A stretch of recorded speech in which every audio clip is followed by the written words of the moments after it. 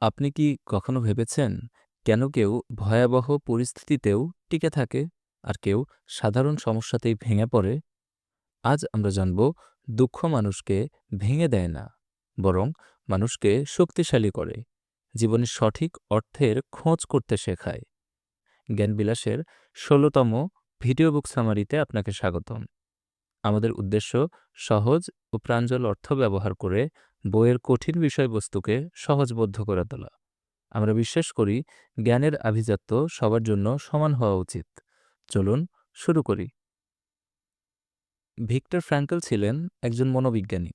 তিনি নাজি কনসেন্ট্রেশন ক্যাম্পে বন্দী ছিলেন। শারীরিক যন্ত্রণা ছিল, মানসিক অত্যাচার ছিল, প্রতিদিন মৃত্যু দেখার ভয় ছিল। কিন্তু তিনি সেখানেও দেখেছেন মানুষ টিকে থাকে শুধু বেঁচে থাকার অর্থ খুঁজে পেলে। ফ্র্যাঙ্কল বলেন, জীবনের অর্থ থাকলে মানুষ যে কোনো যন্ত্রণা সহ্য করতে পারে। ভিক্টর এমিল ফ্র্যাঙ্কল ২৬ মার্চ ১৯০৫ সালে জন্মগ্রহণ করেন। ২৬ মার্চ আমাদের বাংলাদেশের রাষ্ট্রীয় স্বাধীনতা দিবস হিসেবেও পালন করা হয়। তিনি ২ সেপ্টেম্বর ১৯৯৭ সালে মারা যান। ভিক্টর ফ্র্যাঙ্কল ছিলেন একজন অস্ট্রিয়ান নিউরোলজিস্ট, মনোরোগ বিশেষজ্ঞ, মতলব সাইকিয়াট্রিস্ট, দার্শনিক এবং হলোকাস্ট বেঁচে ফেরা মানুষ, মানে হলোকাস্ট সার্ভাইভার ছিলেন। হলোকাস্ট কি তা অন্যদিন আলোচনা করা যাবে।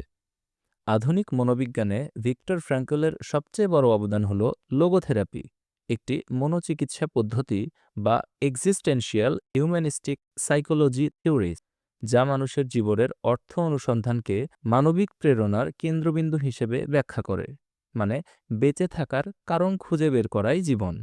লোগোথেরাপি কি?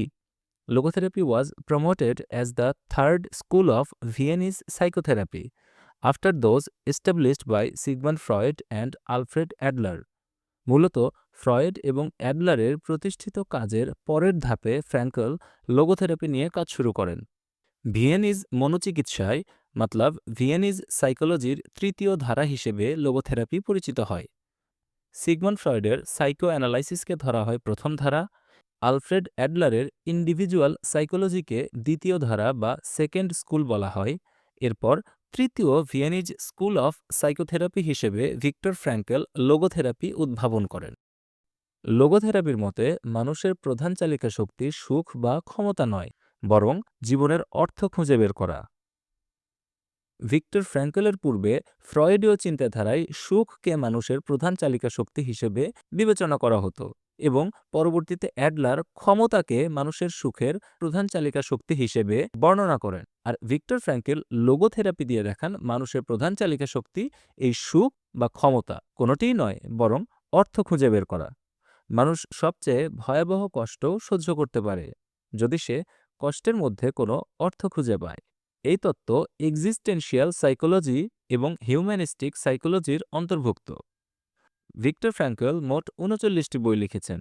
সবচেয়ে বিখ্যাত বই হল ম্যানস সার্চ ফর মিনিং। এই বইটি তার নিজের অভিজ্ঞতার উপর ভিত্তি করে লেখা, যখন তিনি অশউইটজ সহ একাধিক নাৎসি কনসেন্ট্রেশন ক্যাম্পে বন্দী ছিলেন। বইটির মূল বক্তব্য হল মানুষ সবচেয়ে ভয়াবহ কষ্টও সহ্য করতে পারে যদি সে কষ্টের মধ্যে কোনো অর্থ খুঁজে পায়। ভিক্টর ফ্র্যাঙ্কল মনোবিজ্ঞানে একটি মৌলিক প্রশ্ন ফিরিয়ে এনেছেন, মানুষ কেন বাঁচে? তিনি দেখিয়েছেন কষ্ট অর্থহীন নয়, জীবন সব পরিস্থিতিতেই অর্থপূর্ণ হতে পারে। এমনকি চরম নিষ্ঠুরতার মধ্যেও মানুষের নৈতিক স্বাধীনতা থাকে। যে মানুষ নৈতিকভাবে স্বাধীন সে জীবনের অর্থ খুঁজে পায়। সংক্ষেপে বলা যায়, ফ্র্যাঙ্কল আমাদের শেখান মানুষ পরিস্থিতির শিকার নয়, মানুষ আসলে মিনিং বা অর্থের সন্ধানী। মানুষের জীবনের মিনিং বা অর্থের ৩টি উৎস বলেছেন ভিক্টর ফ্র্যাঙ্কল। ১ নম্বর, কর্মের মাধ্যমে আপনি যা করেন তার মানে খুঁজে পান। ২ নম্বর, ভালোবাসা ও সম্পর্কর মাধ্যমে, যেখানে মানুষ মানুষকে বোঝে, সঙ্গ দিয়ে টিকে থাকে। আর ৩ নম্বর, দুঃখের মধ্যে অর্থ, অর্থাৎ অনেক সময় অনিবার্য কষ্টও জীবনে চরম শিক্ষা দেয়। মানুষ অর্থ বা মিনিং না পেলে হতাশ হয়, আর অর্থ পেলে অবিশ্বাস্য শক্তিতে সে জীবনকে আঁকড়ে ধরে। Idea block ১, suffering and meaning. দুঃখ মানুষকে ভেঙে দেয় না। উদাহরণ, ফ্র্যাঙ্কেলের কনসেন্ট্রেশন ক্যাম্পে অনেকে শারীরিক কষ্টে ভেঙে পড়েছিল, কিন্তু তারা মানসিকভাবে টিকে ছিল। ফ্র্যাঙ্কল দেখেছেন যারা টিকে ছিল তারা একটি লক্ষ্য বা উদ্দেশ্য খুঁজে পেয়েছিল। যেমন কেউ প্রিয় মানুষকে চিন্তা করত, কেউ ভবিষ্যতের আশা করত, অনেকেই জীবনের শেষ কিছু গুরুত্বপূর্ণ কাজ সম্পন্ন করার ইচ্ছা করত। দুঃখ নিজে শক্তি নয়, অর্থ বা মিনিং খুঁজলে শক্তি হয়। আপনি কি কখনো কঠিন সময়েও লক্ষ্য নিয়ে টিকেছিলেন? ঠিক এটিই মানুষের মানবিক শক্তি, ফ্র্যাঙ্কেলের ভাষায়, যা জীবনের মিনিং বা অর্থ। Idea block 2, freedom and responsibility. অন্তরের স্বাধীনতা কি? ফ্র্যাঙ্কল বলেন, যা আমাদের জীবনে কেড়ে নেওয়া যায় না, সেটা আমাদের স্বাধীনতাও খর্ব করে না। আমাদের মনোভাব, দৃষ্টিভঙ্গি, মানসিক প্রতিক্রিয়া আমাদের হাতে। আমরা পরিস্থিতি পরিবর্তন করতে পারি না, কিন্তু আমাদের প্রতিক্রিয়া মতলব রিয়াকশন নির্বাচন করতে পারি। এই নির্বাচনই মানুষের সত্যিকারের স্বাধীনতা মতলব ফ্রিডম। শেষবার কখন আপনার নিয়ন্ত্রণ ছাড়া কিছু ঘটলেও আপনি নিজের মানসিক শান্তি বজায় রেখেছিলেন? সেটাই আপনার অভ্যন্তরীণ স্বাধীনতা বা inner freedom. Idea block 3, purpose and hope. ভবিষ্যতের উদ্দেশ্য এবং ভবিষ্যতে কিছু করতে চাওয়া, অর্থাৎ পারপাস অ্যান্ড হোপ মানুষকে বাঁচায়। ফ্র্যাঙ্কল বলেন, প্রত্যেক দিন কিছু লক্ষ্য রাখুন, ছোট হলেও চেষ্টা অব্যাহত রাখুন। আশা এবং ছোট ছোট কাজই আপনার শক্তি হয়ে উঠবে। হলোকাস্টের সময় ক্যাম্পের বন্দীদের মধ্যে ফ্র্যাঙ্কল দেখেছেন যারা ভবিষ্যতে কিছু আশা রাখত তারা টিকে ছিল, আর যারা হার মেনে নিয়েছিল তারা পতনশীল হয়েছিল, ঝরে পড়ে গিয়েছিল অজান্তেই। একবার চিন্তা করুন, আপনিও একদিন ঝরে যাবেন, মরে যাবেন। মুসলমান হলে কবর দেয়া হবে, আর হিন্দু হলে পোড়ানো হবে। আমার আপনার মতো এমন crore crore, billion billion, trillion trillion মানুষ লক্ষ লক্ষ বছর ধরে এই দুনিয়াতে জন্ম নিয়েছেন, আবার মারা গেছেন। আমরাও এখন যারা বেঁচে আছি, হয়তো সামনের ১০০ বছর পরে তারাও আর কেউ বেঁচে থাকব না, তাই নয় কি? Hard truth zone. দুঃখ অনিবার্য, কষ্ট আসবেই, ভুল, ব্যর্থতা, মৃত্যু সকলেই থাকবে। কিন্তু জীবনের অর্থ বা মিনিং খুঁজলে তখনই আমরা টিকে থাকি। মানুষ তার পরিবেশের শিকার নয়, মানুষ তার জীবনের মিনিং বা অর্থের দ্বারা শক্তিশালী। ফ্র্যাঙ্কল বলেন, আপনি জীবনের অর্থ খুঁজে শক্তিশালী হতে পারেন।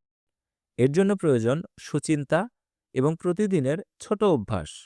নিজের কাজকে গুরুত্ব দিন, উদ্দেশ্য প্রণোদিত কাজ করার চেষ্টা করুন। ভালোবাসা ও সম্পর্কের গুরুত্ব বুঝুন। যন্ত্রণা ও কষ্টের মধ্যেও শিক্ষা খুঁজুন। এটাই সত্যিকারের মানবিক শক্তি, যা জীবনে সফলভাবে বেঁচে থাকতে অনুপ্রেরিত করে। ভিক্টর ফ্র্যাঙ্কল সহজভাবে আমাদের শেখান, জীবনের অর্থ না খুঁজে পেলে আমরা ভেঙে পড়ি, জীবনের অর্থ খুঁজে পেলে আমরা তখন টিকে থাকি, আর তখনই দুঃখকে শক্তিতে রূপান্তর করতে পারি।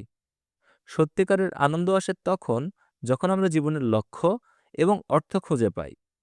যদি এই ভিডিওটি আপনাকে জীবনের অর্থ অনুসন্ধান করতে কিছুটা হলেও অনুপ্রেরিত করে, তাহলে লাইক দিন, সাবস্ক্রাইব করুন। পরবর্তী বইয়ের উন্নত মানের সামারি নিয়ে শীঘ্রই আমরা ফিরে আসব। আপনার পছন্দের কোনো বই থাকলে অনুগ্রহ করে কমেন্ট বক্সে জানাবেন, আমরা সেই বই নিয়ে কাজ করার চেষ্টা করব। জ্ঞানবিলাসের সাথে থাকুন, নিজের চিন্তাকে উন্নত করুন। ধন্যবাদ।